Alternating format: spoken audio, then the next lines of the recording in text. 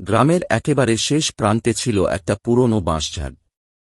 সেই বাঁশঝাড়ের পাশেই ছিল রহিম চাচার বিশাল লাউয়ের ক্ষেত। গ্রামের সবাই বলত, ওই ক্ষেতের মাঝখানে যে অদ্ভুত বড় লাউটা ঝুলে আছে সেটা নাকি সাধারণ লাউ না। দিনের বেলায় লাউটা দেখতে একদম স্বাভাবিক লাগত, কিন্তু রাত হলেই তার ভেতর থেকে মৃদু আলো বের হতো। কখনো হাসির শব্দ, কখনো হাঁড়িপাতিলের টুংটাং আওয়াজ ভেসে আসত। গ্রামের কেউ সাহস করে কাছে যেত না। একদিন গ্রামের দুষ্টু ছেলে রাফি তার বন্ধু মিতুকে বলল, চল আজ রাতে দেখি লাউটার ভেতরে আসলে কি আছে। মিতু ভয়ে কাঁপতে কাঁপতে বলল, না রে, ওখানে নাকি ডাইনি থাকে। কিন্তু রাফি কারো কথা শোনার ছেলে না। রাত গভীর হলে দুজন চুপি চুপি ক্ষেতের দিকে গেল। চারদিকে ঝিঁঝি পোকার ডাক, ঠান্ডা বাতাস আর কুয়াশায় পুরো জায়গাটা ভয়ঙ্কর লাগছিল। হঠাৎ তারা দেখল, সেই বিশাল লাউটার গায়ে ছোট্ট একটা দরজা খুলে গেল। ভেতর থেকে সবুজ আলো বের হচ্ছে। রাফি ধীরে ধীরে এগিয়ে উঁকি দিল, আর যা দেখল তা দেখে দুজনের চোখ কপালে উঠে গেল। লাউয়ের ভেতরে আস্ত একটা সংসার। এক বুড়ি ডাইনি আগুনে রান্না করছে। তার মাথায় কালো টুপি। পাশে ছোট ছোট তিনটা ডাইনি বাচ্চা পড়াশোনা করছে।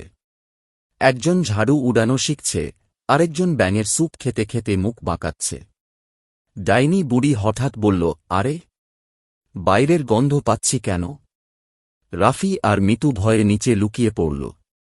কিন্তু একটা ছোট ডাইনি জানালা দিয়ে দেখে ফেলল তাদের। সে চিৎকার করে বলল, মা, মানুষ মানুষ এসেছে। তারপর মুহূর্তের মধ্যে দরজা খুলে গেল। ডাইনি বুড়ি বাইরে এসে রাগী চোখে বলকে, তোমরা?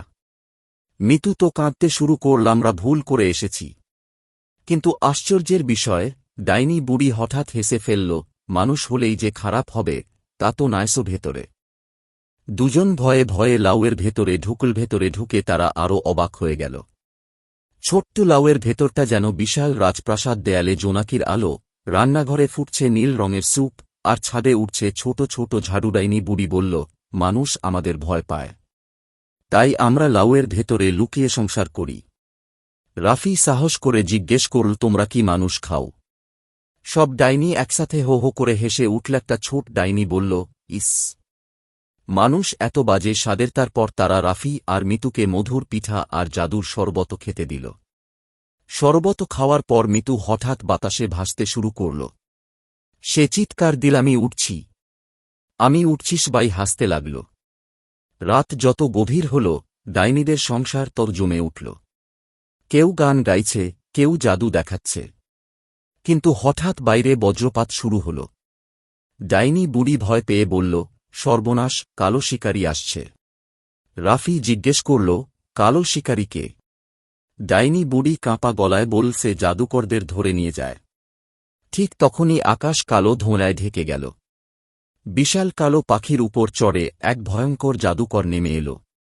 সে চিৎকার করল, ডাইনি বুড়ি, আজ তোমাদের শেষ দিন।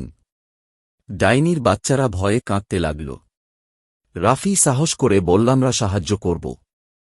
সে দ্রুত একটা জাদুর ঝাড়ু নিয়ে উড়ে গেল।